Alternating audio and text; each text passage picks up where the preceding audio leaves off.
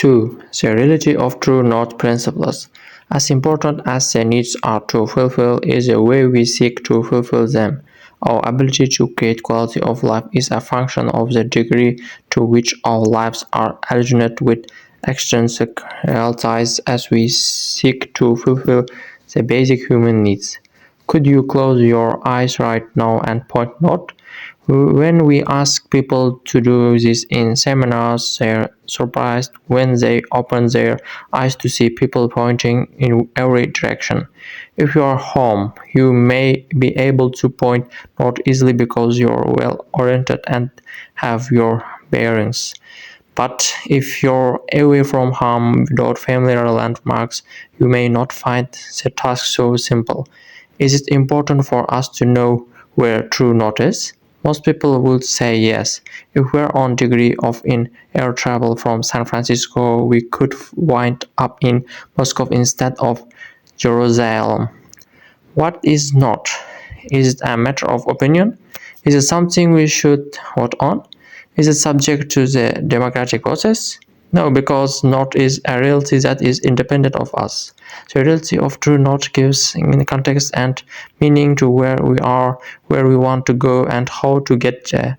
Without a compass or stars or a correct understanding of our location, we may have trouble locating it, but it's always there.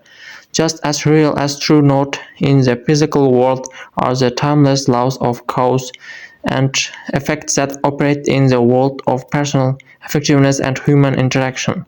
The collective wisdom of the age reveals these principles as recording them foundational to every truly great person or society.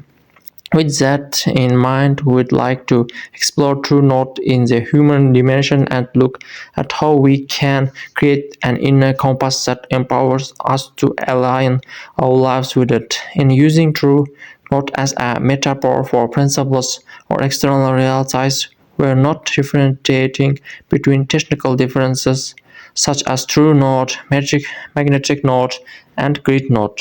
What principles are not? When we talk about principles, it's important to know what we are talking about as well as what we are. We're not talking about wills. Many of us think that just because we will something, achieving it will enhance our quality of life. We think I'll be happy and fulfilled when I make more money, when I get recognition for my talent, when I acquire an expensive home or a new car, when I finish my college degree. But the focus on values in one of the major illusions of the traditional time management approach. It's content without context. It has us envisioning success, setting goals, climbing ladders without understanding the true north. Realize these efforts must be based on to be effective. It essentially says your first things are your priorities. You decide what you value and go after it in an efficient way. This can lead to arrogance, to thinking we're alone unto ourselves, and to looking at other people as things or as resources to help us accomplish what we want to do.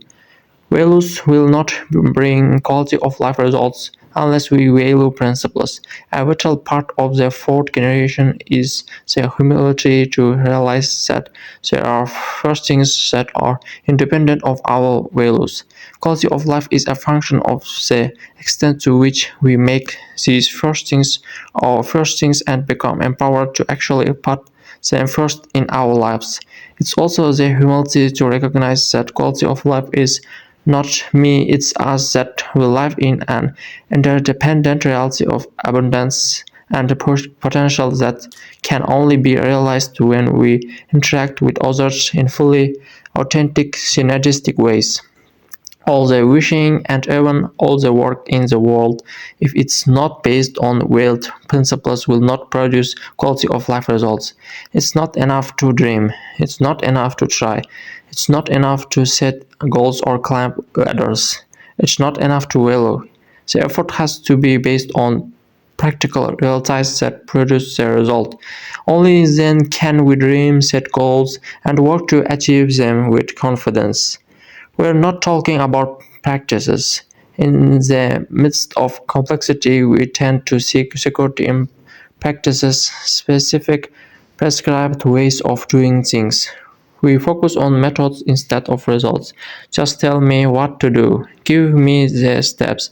We may get positive results with a particular practice in one situation, but if we try to use the same practice in other situations, we often find it doesn't work. As we encounter situations for which a practice has not been prescribed, we often feel lost and incompetent. Arnold Toynbee, the great historian, said that all of history can be written in a simple little formula: challenge, response. The challenge is created by the environment and then the individual, the institution, the society comes up with a response. Then there's another challenge, another response. The formula is constantly being repeated. The problem is that these responses become codified. They get set in cement. They become a part of the very way we think and the way we perform. They may be good procedures, good practices, but when we're faced with a new challenge, the old practices no longer apply, they become obsolete. We're out in the wilderness trying to navigate with our roadmap. Our segmented, mechanistic society keeps us in a constantly changing kaleidoscope, so we cling to practices and structures and systems for some sense of predictability in our lives, and little by little challenge rubs them out. That's the minds of people and of institutions, even of families where parents can't accommodate the reality of their own children facing different kinds of challenges than they faced when they were growing up.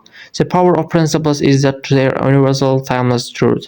If we understand and live our lives based on principles, we can quickly adapt. We can apply them anywhere. By teaching our children principles instead of practices, or teaching them the principles behind the practices, we better prepare them to handle the unknown challenges of the future.